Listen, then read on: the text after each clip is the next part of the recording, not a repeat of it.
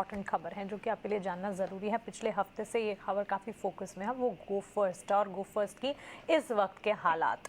गो first के फिर उड़ान भरने का मामला फंसता ही चला जा रहा है। कंपनी ने 12 मई तक के लिए उड़ान कैंसिल कर दी है। जी हाँ, पहले 3, 4 और 5 मई तक की खबर आई थी, अब 12 मई तक के लिए उड़ान कैंसिल की गई है। वहीं लेसर्स विमान वापस ना लें, इसलिए कंपनी ने एनसीएलटी से जल्द आदेश देने की गुजारिश भी की है। उधर बंद होने की कगार पर खड़ी एयरलाइंस के अब पायलट के साथ भी ये खबरें आ रही हैं कि उन्हें भी कंसर्न्स इस खबर से काफ़ी हद तक फील हो रही है और वो भी इस वक्त नौकरियां जो हैं वो छोड़ने की तैयारी में हैं। पूरे मामले की ज़्यादा पड़ताल करते हैं, इससे जुड़ी सारी जानकारी समझते हैं और सारी की सारी डिटेल्स हमें समीर बता रहे हैं। समीर, गो फर्स्ट ने एनसीएलटी से जल्द फैसला देने की गुजारिश तो की है, लेकिन इस पर ज़्यादा डिटेल्स जानकारी हमें क्या मिल रही है, आप बताइए।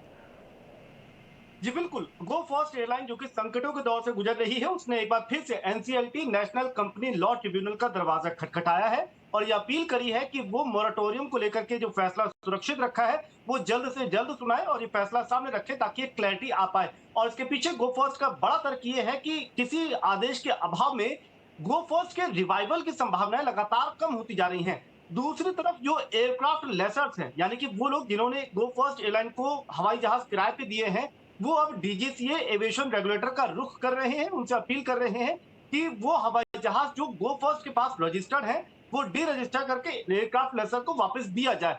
यही नहीं, अगर पायलट्स की बात आपने जैसा करा, तो पायलट्स की एक बड़ी संख्या वो इस वक्त गो फर्स्ट का साथ छोड़ करके अन्य एयरलाइन में अपनी संभावनाएं तलाश रही हैं। एक और दिक्कत जो इस वक्त गो फर्स्ट उसका सामना कर रही है, वो ये है कि उसका जो मेंटेनेंस स्टाफ है, उसको एयरपोर्ट पर ड्यूटी नहीं करने दिया जा रहा है। ऐसा गंभीर आरोप कह लीजिए या बात उठाई है कि जो अपील दोबारा से एनसीएलटी में गो फर्स्ट ने दाखिल करी है। तो इन तमाम तर्कों के साथ में एनसीएलटी का दरवाजा खटखटाया है गो फर्स्ट ने और ये अपील करी है कि मोरेटोरियम को लेकर के फैसला जल्द से जल्द सुनाए। आपको बता दें कि 4 मई को मोरेटोरियम को लेकर के आईआरपी नियुक्ति को लेकर के गो फर्स्ट के जो अपील थी उस पे एक डिटेल्ड सुनवाई होती है एनसीएलटी में और सुनवाई के बाद में शाम में करीब 3-4 बजे फैसला सुरक्षित रख लिया था एनसीएलटी ने। ये कहा था कि फैसला थोड़ी देर में सुनाया जाएगा, लेकिन सोमवार का वक्त है, अभी तक फैसला नहीं सुनाया गया है।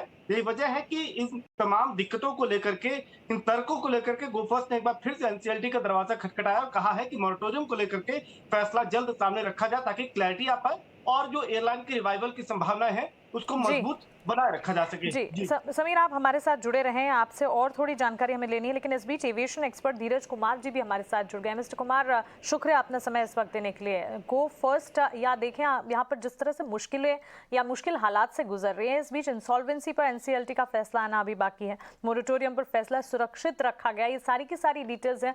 लेकिन सबसे पहले धीरज जी, आपसे ये जानना चाहूंगी कि एविएशन स्पेस में ये पूरी खबर का किस तरह से असर पड़ता हुआ दिख रहा है, क्योंकि क्लियरली अगर गो फर्स्ट इन हालातों से गुजर रही हैं तो पूरे के पूरे स्पेस से इससे जुड़े जो लोग हैं उन पर असर तो पड़ेगा ही। जी नमस्कार, thank you for inviting me. और मेरा नाम धीरज माथुर है, धीरज कुमार नहीं। जी माथुर जी, बताइए। अच्छा, तो नहीं, निश्चित रूप से अगर आप देखिए जो मुख्य दावेदार हैं या जो स्टेक होल्डर्स हैं या प्रभावित श्रेणी हैं, सबसे बड़ी तो जो पायलट्स और जो कर्मचारी हैं एयरलाइंस के वो हैं। नंबर 2 जो मौजूदा ग्राहक हैं, कस्टमर जिन्होंने टिकटें खरीद रखी हैं, ये 2 तो सबसे ज्यादा प्रभावित होने वाले हैं। तीसरे जो इसके मालिक हैं, शेयर होल्डर्स हैं, क्रेडिटर्स हैं, फिर जो इसके वेंडर्स हैं जिनके ऊपर इनकी देनदारियां हैं, तो ये जिसको ये वर्ग हैं, विभिन्न वर्ग हैं जिन पर जो मौजूदा हालात हैं उसका विपरीत प्रभाव पड़ेगा और उस पर काफी चर्चा हो चुकी है, तो और काफी सॉर्ट ऑफ ऑब्वियस है, तो I will not repeat that. जहां तक कि सेक्टर का सवाल है, इसमें 2 पहलू हैं। एक तो अगर देखा जाए मैक्रो लेवल पे, ये अच्छा नहीं है कि हिंदुस्तान में हर 4-5 साल में एक एयरलाइंस फेल होती है।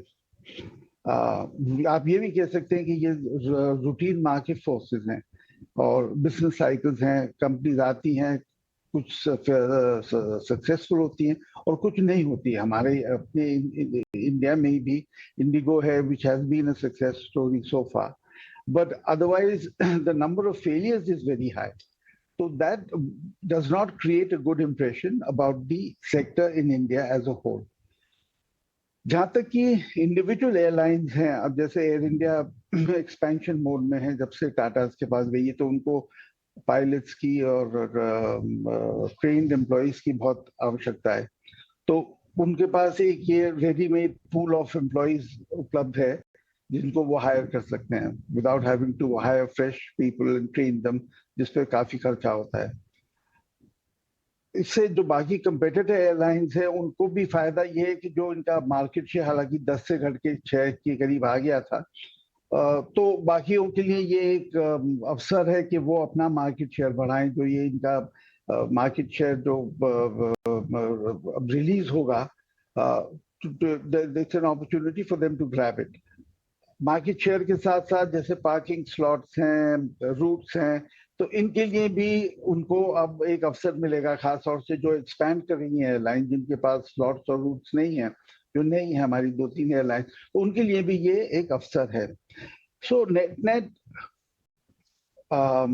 इंडिविजुअल प्लेयर्स को अगर देखे जाए तो जो इस एयरलाइन से जुड़े हुए हैं उनके लिए तो ये बहुत ही नेगेटिव, नकारात्मक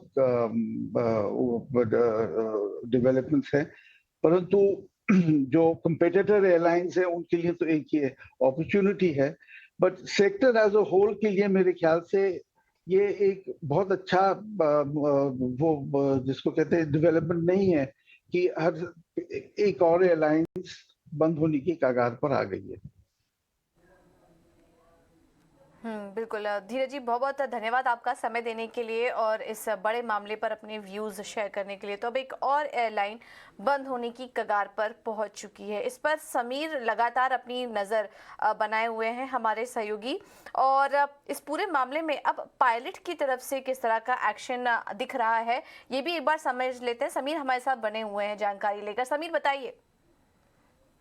जी बिल्कुल, गो फर्स्ट एयरलाइन के साथ में एक दिक्कत ये भी है कि लगातार जिस तरीके से उसके रिवाइवल की संभावनाएं कम होती जा रही हैं, उनके पायलट्स इस वक्त अपनी अन्य संभावनाओं को तलाशने के लिए वो अलग-अलग अपॉर्चुनिटीज का रुख कर रहे हैं। आपने देखा कि एयर इंडिया लगातार मैसिव रिक्रूटमेंट ड्राइव चला रहा है।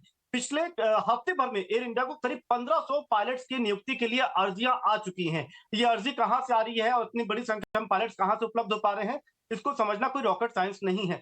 ठीक इसी तरीके से गो फर्स्ट का एक बड़ा कॉम्पिटिटर इंडिगो एयरलाइन है और इंडिगो एयरलाइन को भी पिछले महीने भर में 700 से ज्यादा पायलट की नियुक्ति की अर्जियां या इस प्रोसेस में वो पहले से ही मौजूद है। इसलिए साफ समझा जा रहा है कि गो फर्स्ट एक तरफ जहां अपने रिवाइवल को लेकर के लड़ाई लड़ रहा है, मोरेटोरियम को लेकर के एनसीएलटी में उसकी अर्जी पड़ी हुई है, वहीं उसके सामने एक बड़ी चुनौती यह है कि उसके पास जो स्टाफ है, जो ट्रेंड मैन पावर स्टाफ है, चाहे वो पायलट हो, कैबिन क्रू हो, उसको रोके रखना उसके सामने एक बड़ी चुनौती है। और ये पायलट्स लगातार जो है वो अन्य एयरलाइंस का रुख कर रहे हैं, वहां पे अपॉर्चुनिटी तलाश रहे हैं।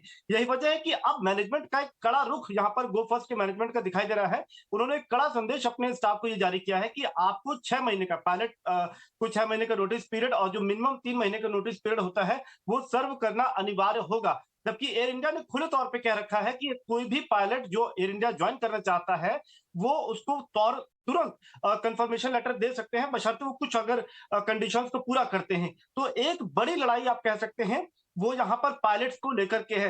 वो फर्स्ट लड़ाई लड़ रहा है पायलट्स को बचाए रखने की, अपने पास इंटैक्ट रखने की, जबकि एयर इंडिया जिसके पास एयरबस A320 का एक बड़ा फ्लीट साइज है, उसको एक रेडी मैन पावर मिल रहा है और वो इस मौके को भुनाने की कोशिश कर रहा है कि वो पायलट्स को अपनी तरफ कोचिंग कर पाए। और इंडिगो भी लगभग इसी लड़ाई में आप देखें या इस मौके को वो भुनाने के लिए लगातार प्रयास कर रहा है। और इन सब के बीच में गो फर्स्ट की पूरी निगाहें टिकी है कि एनसीएलटी अपना ऑर्डर दे और कम से कम एक क्लैरिटी सामने आ पाए। इसके साथ में एक और बात जोड़ देता हूं क्योंकि एक बहुत जरूरी बात जहां से इसकी शुरुआत हुई कि जो फ्लाइट कैंसिलेशन है गो फर्स्ट की वो 12 मई तक है। सूत्र बता रहे हैं ये कुछ और दिन इसको एक्सटेंड किया जा सकता है। ये बेहद जरूरी इंपॉर्टेंट इन्फॉर्मेशन लास्ट में आपने फिर बताई है समीर, शुक्रिया। पूरा का पूरा मामला काफी जरूरी है और ज्यादा यहाँ पर एक्सटेंशन हो सकता है कि फ्लाइट्स को ग्राउंड करने पर आती हुई दिखे। अभी 12 मई तक रोक लगी हुई है यहाँ पर, लेकिन एनसीएलटी का क्या फैसला निकल कर आता है इस पर लगातार गो फर्स्ट की निगाहें टिकी हुई हैं।